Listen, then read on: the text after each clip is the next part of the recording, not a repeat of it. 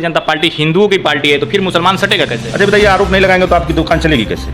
आरोप लगा के अपनी दुकान चला रहा है। हमको बताया कि सरकार यूपी की सर बात करें तो पिछले चुनाव में 2017 के चुनाव में भारतीय जनता पार्टी गुंडा राज, अपराध, भ्रष्टाचार मुक्त करने के नाम पर सत्ता में आई, तो लग तो नहीं रहा है कि भ्रष्टाचार, गुंडा राज, अपराध मुक्त हुआ है। देखिए, आपका नजरिया हो सकता है, आप ऐसा सोचते हैं, आप और लोग सोचते हैं कि, लेकिन है। और ये भी कहा जा रहा है कि असुद्दीन वैसे MIM बीजेपी का ही बी टीम है। देखिए, मैं दोनों बात का आपके जवाब दूंगा। हमारे साथ मौजूद है पूर्व में विधानसभा चुनाव लड़े हैं और भारतीय जनता पार्टी के पूर्व जिला मीडिया प्रभारी संतोष सिंह जी। सबसे पहले सर तो आपको न्यूज़ पूर्वांचल तक में बहुत बहुत स्वागत है। बहुत बहुत धन्यवाद, और न्यूज पूर्वांचल के दर्शकों को मैं प्रणाम करता हूं और आपको धन्यवाद देता हूं। आप जिला मीडिया प्रभारी रहे हैं भारतीय जनता पार्टी के।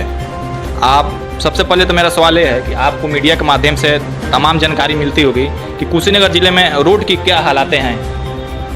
देखिए, अभी हाल ही में एक हमारी सरकार की तरफ से और हमारे जो PWD के मंत्री हैं श्री केशव मौर्य जी, उनकी तरफ से बयान भी आया है कि बरसात में कुछ रोडें ख़राब जरूर हुई हैं और उनको हमने एक संकल्प लिया है कि हम नवंबर माह तक उन सारे जो गड्ढे हुए हैं उनको ठीक कर लेंगे। हमारे सरकार की तरफ से औपचारिक घोषणा दी हुई इस चीज़ की, और 15 सितंबर से ये काम शुरू होगा। 2022 का चुनाव सर करीब है, भारतीय जनता पार्टी सत्ता में है और आप देख रहे हैं कितना सोशल मीडिया से लेके और विपक्ष में जन आक्रोश है, महंगाई, बेरोजगारी, इन तमाम मुद्दों को लेके, तो इसको जनता के बीच आप कैसे रखेंगे? क्या कहेंगे जब जनता आपसे रोजगार मांगेंगी, महंगाई की बात करेगी तो?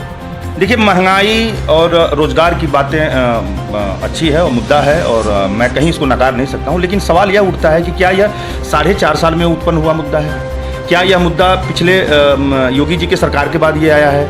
ये ऐसा नहीं है, ये मुद्दा काफ़ी पहले से है और परिस्थितियाँ कुछ बदली हैं। पिछले 2 साल से हम लोग जहाँ पूरी दुनिया वैश्विक महामारी कोरोना की महामारी से जूझ रहा है, उसमें काफ़ी उसके वजह से हमारी आर्थिक स्थिति पे भी प्रभाव पड़ा है, देश की स्थिति पे प्रभाव पड़ा है, तो कहीं ना कहीं रोजगार पे भी उसका इफेक्ट पड़ा है। और महंगाई का जो कारण है, देखिए, महंगाई, डीजल पेट्रोल की बात लोग लेकर के बहुत सारी तमाम सारे लोगों को मैं देख रहा हूँ, आजकल आंदोलन चल रहा है, लोग बोल रहे हैं, लेकिन एक समृद्ध देश बनाने के लिए, और जहां एक तरफ वैक्सीन गवर्नमेंट फ्री दे रही है, राशन 2 साल से फ्री बंट रहा है, तमाम ऐसी योजनाएं, किसान सम्मान निधि हो, चाहे कहीं कहीं भी सरकार ने कोई कटौती नहीं किया, सबको बरकरार रखते हुए, किसानों को, गरीबों को, शोषित को, वंचित को ख्याल रखते हुए कभी सरकार ने कोई किसी चीज़ को बंद नहीं किया। ऐसी परिस्थिति में कहीं ना कहीं पिछले जो रिकॉर्ड देखा जाए, पिछले 25,000 करोड़ से ऊपर का पहले का हम लोग के बॉन्ड रखा हुआ था कांग्रेस की गवर्नमेंट में, वो पैसा का लोड पड़ा हुआ था हमारी मोदी सरकार पे। अभी जो सरकार धीरे धीरे उसको हटाते हुए और आगे हम और अच्छा हो सके, देश में और अच्छा कुछ हो सके, उसके लिए कहीं ना कहीं हमको थोड़ा डीजल या पेट्रोल पे कंसीडर करना पड़ेगा। और ये कारण इसलिए नहीं है कि उसके अभी महंगाई बढ़ गया और अचानक से डीजल पेट्रोल का दाम बढ़ गया। ये डीजल पेट्रोल का दाम बढ़ने के पीछे बहुत सारे और भी रीजन हैं जिसको इससे दाम बढ़ा है। और मुझे लगता है कि लोग और भारत की जनता, और खासकर उत्तर प्रदेश की जनता, चुनाव आने वाले हैं, चुनाव में ये कोई मुद्दा नहीं रहेगा। सबको मालूम है कि हाँ, पैसे कहाँ से आ रहे हैं और पैसे किसके ऊपर लगाए जा रहे हैं। कितना कुछ रोजगार मिल पाया है? देखिए, रोजगार के अवसर बहुत सारे हैं। अभी जितनी भर्तियां हैं, कहीं ना कहीं टेक्निकल चीज़ें होती हैं। देखिए, कोई भी गवर्नमेंट यह नहीं चाहती है, चाहे वो किसी की भी सरकार हो, कोई ये सरकार ये नहीं चाहती कि हमारे वहाँ सरकारी नौकरियों का आंकड़ा ना बढ़े, कोई ये नहीं चाहता कि रिक्त पदों की भर्ती ना हो। लेकिन कहीं ना कहीं पूर्व की सरकारों ने इतना बड़ा घोटाला किया है, इतने बड़े बड़े घोटाले किए हैं, कहीं ना कहीं कोई रिस्ट्रिक्शन लगा करके उसको रोकने का काम किया, जिसकी वजह से सरकार को हटाने में समय लगा है। लेकिन अभी सरकार पूरी तरह से तैयार है। बेरोजगारी मुद्दा है, मैंने पहले भी आपको कहा। तमाम सर आप देख रहे हैं, तमाम आपकी सरकार, केंद्र सरकार तमाम सरकारी सुविधाओं को प्राइवेट कर रही है, बेच रही है, तो क्या कारण कुछ है कि ये बेच रही है? देखिए, 2 चीज़ें हैं। पहले 2 चीज़ें समझनी चाहिए। लोग गुमराह कर रहे हैं कि सरकार बेच रही है, तो लेके भाई कहाँ बेच रही है सरकार, किसको बेच रही है? अगर हमारे देश में किसी चीज़ को सुव्यवस्थित करने के लिए हमें सौंपा जा रहा है, तो पहली चीज़ को उस पर सरकार का नियंत्रण रहेगा। सरकार ऐसा नहीं है कि दे दी हमको, जाओ लूटो खसोटो कुछ भी करो। सरकार इसलिए दे रही है कि वो व्यवस्था और अच्छा हो सके, उस व्यवस्था को और सुदृढ़ किया जा सके, और नियंत्रण सरकार करेगा। पहली चीज़ मैं आपके चैनल के माध्यम से उन लोगों को बताना चाहूँगा जो लोग यह गुमराह कर रहे हैं कि सरकार सारी चीज़ें बेच रही है। किसको बेच रही है? ना अमेरिका को बेच रही है, ब्रिटेन को बेच रही है, रूस को बेच रही है। सरकार अपने वहाँ निजी कंपनियाँ जो हैं, जो काम करती हैं, जो भारत सरकार के अधीनस्थ हैं, उनको देने का काम कर रही है ताकि वहाँ और सुव्यवस्थित हो सके, उसकी व्यवस्था अच्छी हो सके। इसके लिए सरकार दी। सरकार का नियंत्रण पूरी तरह से जब भी सरकार चाहेगी उनको ले सकती है। तो ऐसा नहीं है कि अफवाह फैलाया जा रहा है कि सरकार यूपी की सर बात करें तो पिछले चुनाव में 2017 के चुनाव में भारतीय जनता पार्टी गुंडा राज, अपराध, भ्रष्टाचार मुक्त करने के नाम पर सत्ता में आई, तो लग तो नहीं रहा है कि भ्रष्टाचार, गुंडा राज, अपराध मुक्त हुआ है। देखिए, आपका नजरिया हो सकता है, आप ऐसा सोचते हैं, आप और लोग सोचते हैं कि, लेकिन पूरे भारतवर्ष में अगर कहीं भी बात आएगी उत्तर प्रदेश के सुशासन की, प्रशासन की, तो मैं दावे के साथ करता हूँ, माननीय योगी आदित्यनाथ के नेतृत्व में उत्तर प्रदेश की सरकार में पूरी तरह से गुंडागर्दी और भ्रष्टाचार पे लगाम लगा है। ऐसा बिल्कुल नहीं कहा जा सकता है। माफिया गुंडे जाकर के जेल में बैठे हैं, जो बच गए हैं वो आज भी जेल से आने का नाम नहीं ले रहे, जमानत अपनी खारिज करा करके बैठे हैं। बहुत सारे, चाहे मुख्तार अब्बास मुख्तार अंसारी रहे हों, चाहे अतीक अहमद रहे हों, जिसके पहले जो लोग घटना में मारे गए हैं, तमाम लोग हैं, चाहे विकास दुबे की बात कर लीजिए, तमाम ऐसी घटनाएं हैं। लेकिन सरकार किसी को भी बख्शी नहीं है। जो लिप्त है या तो वो जेल में बंद है, अगर जेल में नहीं बंद है, बाहर आकर के अगर कोई कुकृत्य करता है तो उसको सरकार उसके अंजाम तक पहुंचाने का काम करे। तमाम सियासी दल इस समय विधानसभा चुनाव नज़दीक आया है और ये आरोप लगा रहे हैं कि बीजेपी डमाडोल है, चुनाव हारने जा रही है विधानसभा का और असुद्दीन ओवैसी को फील्ड में लाई है। देखिए, एक चीज़ तो मैं बता दूं कि विपक्ष में बौखलाहट है और ये भी कहा जा रहा है कि असुद्दीन ओवैसी एमआईएम बीजेपी का ही बी टीम है। देखिए, मैं दोनों बात का आपके जवाब दूंगा। पहले बात का जवाब दूंगा, विपक्ष में हंगामा तो है, और हंगामा इसलिए नहीं है कि भाजपा फिर से सत्ता में नहीं आ रही है। हंगामा इसलिए है कि भाजपा पुनः पूर्ण बहुमत से सत्ता में आ रही है, और आएगी। क्यों नहीं आएगी? भारतीय जनता पार्टी योगी आदित्यनाथ के मुख्यमंत्री के नेतृत्व में भाजपा ने उत्तर प्रदेश में काम किया है, और काम करके हमने ढिढोरा पीटने का काम नहीं किया है। हमने जो कहा उसको पूरा किया है, और आगे भविष्य में भी जो चीज़ें बची हैं उसको पूरा करने का काम कर। रही बात एमआईएम और ओवैसी जी का, तो जिन लोगों के नज़रिया और जिन लोगों की सोचने की क्षमता इस कदर हो गई है कि हम लोग ओवैसी जी को लेकर चुनाव लड़ा रहे हैं, वो हमारे लिए, तो पहले वो अपना बयान अपना पहले करेक्ट करें। पहले वो सोचें कि उनकी आइडियोलॉजी क्या है और हमारी आइडियोलॉजी क्या है। ओवैसी साहब बिहार में चुनाव लड़े, हैदराबाद में चुनाव लड़े, महाराष्ट्र में चुनाव लड़े, तमाम प्रदेशों में जाते हैं, चुनाव लड़ते हैं, वो स्वतंत्र हैं, उनको उनका अधिकार है और हिंदुस्तान में संविधान में दिया हुआ है। अब हम आपको उनको भाई ओवैसी जी को आने से हमको क्या फ़ायदा हो जाएगा? अखिलेश जी के आने से हमको क्या फ़ायदा हो जाएगा? हमारी अपनी आइडियोलॉजी है, हम अपने पार्टी की आइडियोलॉजी से चलते हैं, अपनी विचारधारा से चलते हैं, जिसमें कहीं दूर दूर तक ना ओवैसी की गुंजाइश है, ना अखिलेश जी की गुंजाइश है, ना मायावती की गुंजाइश है, ना कांग्रेस की गुंजाइश है, ना कोई अदर क्षेत्रीय दलों का गुंजाइश है।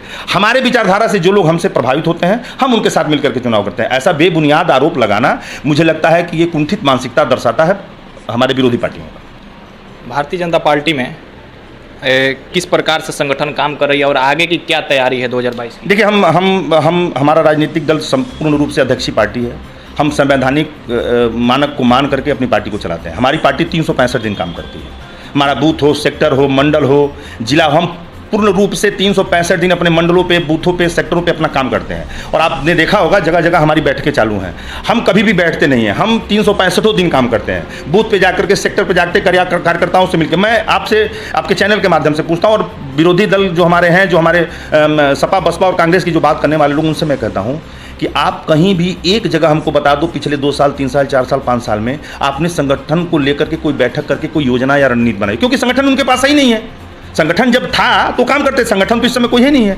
भारतीय जनता पार्टी इकलौती ऐसी पार्टी है जो पूरे हिंदुस्तान में संगठन को मजबूत करने के लिए काम करती है और संगठन को लेकर के चलती है। हम 365 दिन काम करने वाले लोग हैं, और मैं फिर से आपको दोहरा रहा हूँ, हम सरकार की नीतियों को लेकर के, प्रदेश सरकार की और केंद्र सरकार की नीतियों को लेकर के हम चुनाव मैदान में जाएंगे, और मुझे पूरा विश्वास है कि हमको पुनः एक बार अवसर मिलेगा 2022 में पूर्ण बहुमत के। यूपी में इतना जन आक्रोश है, फिर भी आपको विश्वास है कि 22 में बीजेपी आएगी? देखिए, जन आक्रोश बनाने वाले लोग, देखिए हमको आप भी सर्वे आया था, बहुत महत्वपूर्ण सर्वे है वो, अभी एबीपी न्यूज़ में मैं कल देख रहा था, और भी चैनल आया है, जहाँ लगभग 48% वोट शेयर दिखा रहा है बीजेपी को मिल रहा है, 30 या 32 समथिंग कुछ दिखाया है सपा को मिल रहा है। लोगों का विश्वास भारतीय जनता पार्टी और योगी आदित्यनाथ के नेतृत्व में है।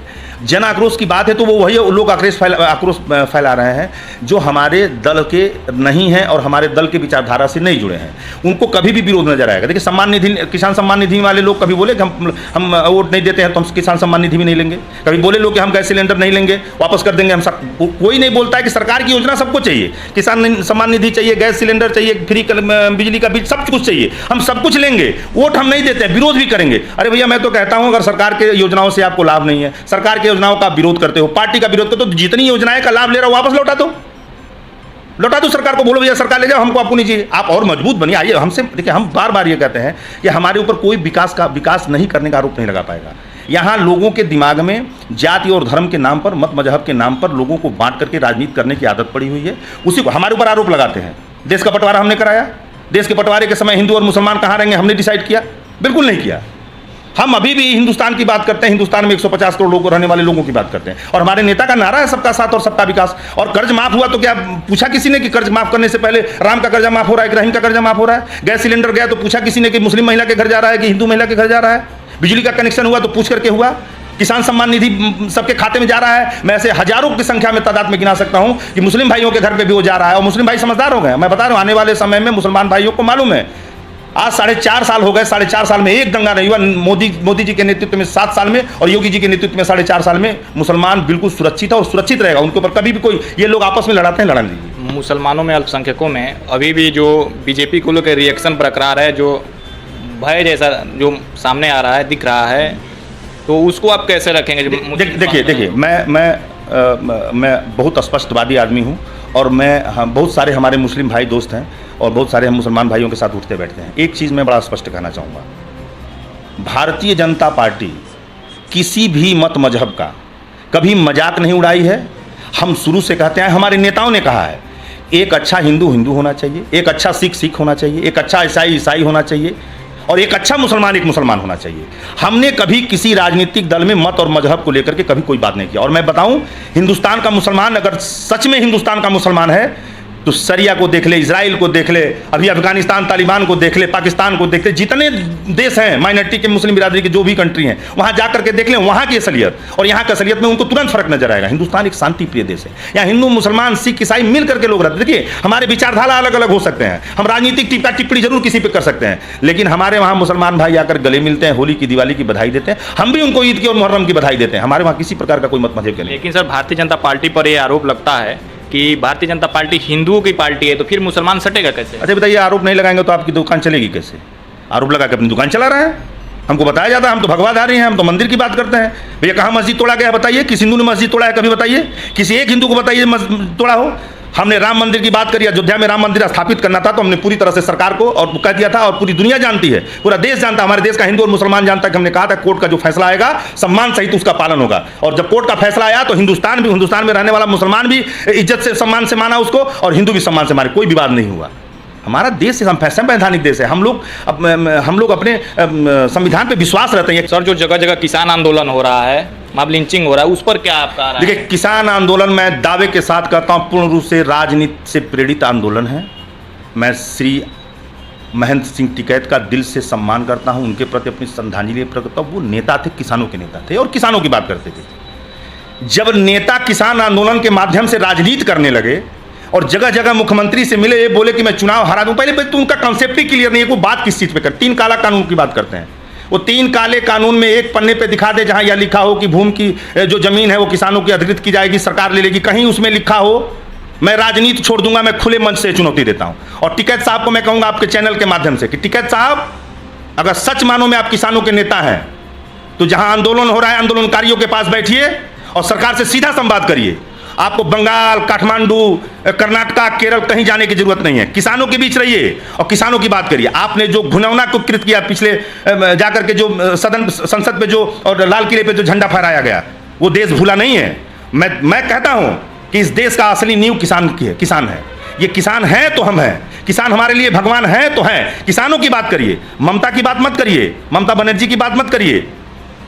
आप जो सर मॉब लिंचिंग की घटनाएं देश में हो रही हैं, प्रदेश में हो रही हैं, उसको सरकार कैसे देख रही है, क्या कर रही है? देखिए, मैं कड़े शब्दों में इसकी निंदा करता हूँ। मॉब लिंचिंग चाहे जिस परिस्थिति में हो, चाहे जिस वजह से भी हो, मैं निंदा करता हूँ उसकी। मैं व्यक्तिगत उसकी निंदा करता हूँ। परिस्थितियाँ क्या रही हैं मैं नहीं जानता हूँ। अगर महाराष्ट्र में उस साधु की हत्या हुई, लोगों ने पीट मार डाला, वो क्या था? वो भी मॉब लिंचिंग था। इसके पहले तमाम ऐसी घटनाएं थी। लेकिन चाहे परिस्थितियाँ कुछ भी हो, वो चाहे किसी भी पार्टी और मत मजहब से प्रभावित हो, अगर इस तरह की घटना होती है तो मैं उसके कड़े शब्दों में उसका विरोध करता हूँ।